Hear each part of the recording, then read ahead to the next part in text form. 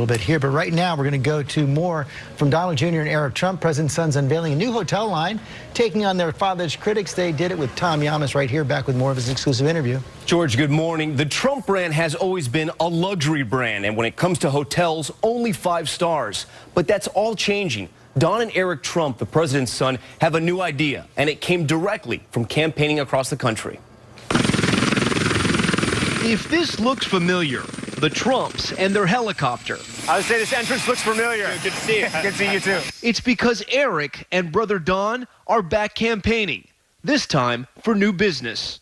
Well, you know, we used to always joke, hey, we're going to get him elected so we can get a little bit of peace and quiet because he was a tough boss. Now, Don Jr. and Eric say they're the bosses and working on a new project, budget-friendly hotels called American Idea in Trump country. And this is real America, and to be able to go in there and, you know, cater to them as well, I think that's a beautiful thing. I mean, trust me, between Eric, myself, we stayed in every one of these hotels in every little market in the country, and we just saw there was a void missing, and I think we're excited to try to fill it. What do you think critics may say, American Idea, you're going to build hotels in Trump country? Are you trying to make money off the politics? It has nothing to do with politics. I mean, we're trying to make money off of a hotel brand that we feel there's an underserved market to. I mean, I think, you know, more companies could probably do better by being a little bit more patriotic. As for their father and his role in the company, again, I don't have to do this.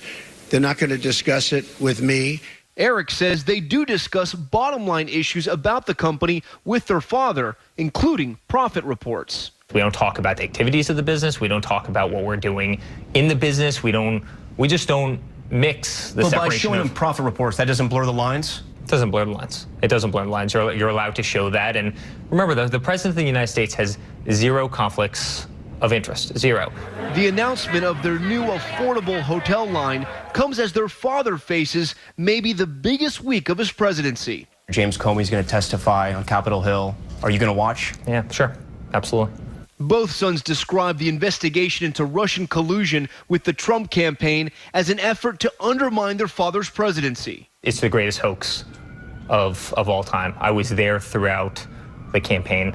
We have no dealings in Russia. We have no projects in Russia. We have nothing to do with Russia. I mean, to me, it's without a question, you know, reads and smells like a witch hunt. The day before President Trump fired FBI Director James Comey, Don and Eric met with FBI agents in New York to discuss an attempted cyber attack on the Trump organization. Obviously, as a company in America, we're susceptible, like so many others, to potential cyber attacks, and so, you know, that was the extent of what I can actually talk about. Did you ever discuss with your father that you had met with the FBI? No, we did not. Let me ask you a question. Was the Russia investigation ever discussed? No.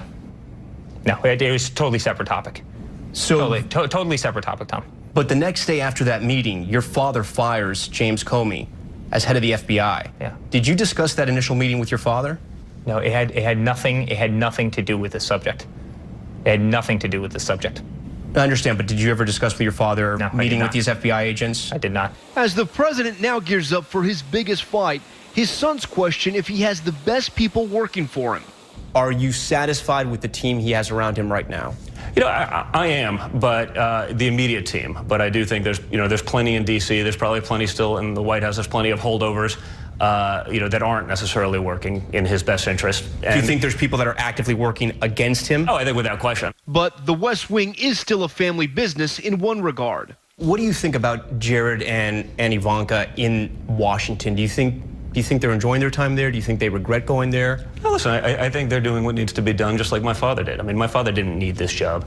He chose to do this. He knows what comes with it. The president recently splitting with Ivanka over the Paris Climate Accord. There is no, you know, Trump whisperer. He listens to everyone, and he'll formulate his own mind. Do you ever wish that he would have tapped you to go to the White House? Do you ever think about that? You know, I think in terms of personality, I think Ivanka's probably the right person to be there. And though the sons stayed back in Trump Tower, they're still the first ones to defend their family. On full display when Kathy Griffin came out with that disturbing image of the president decapitated. Naturally, I was pretty disgusted. Everyone who's watching right now saw what happened. They saw my father's response.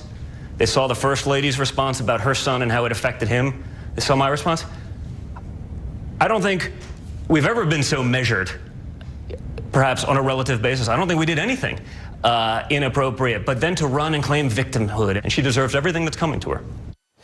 And Don tells me he is not ruling out a possible run for office in the future. I asked if it would be New York City mayor, the governorship, Capitol Hill. He says he can see himself running for governor someday. And Eric has more pressing matters. He and his wife are expecting their first son due in September, George. And Tom, as you pointed out in the piece, the president still profits from the Trump organization, even though he's not controlling it anymore. And there's a controversy over whether a president can actually profit from foreign governments, whether it's a violation of the Constitution. New report out this morning, the Saudis spent about $270,000 at the Trump Hotel. Yeah, it's a USA Today report. We've just confirmed it, and we have a statement from the Trump organization. They tell us, in accordance with our foreign patronage policy, we intend to donate the profits of this transaction at the end of the calendar year. But one of the things is they say they're going to donate the foreign profits, but they're actually not policing it. It's only if it's reported somewhere else that they're going to donate the profits. They say it would be impossible because so many people from so many different foreign countries using their hotels, they can't check every single guest. This is working its way through the courts right now. Tom Llamas, thanks very much.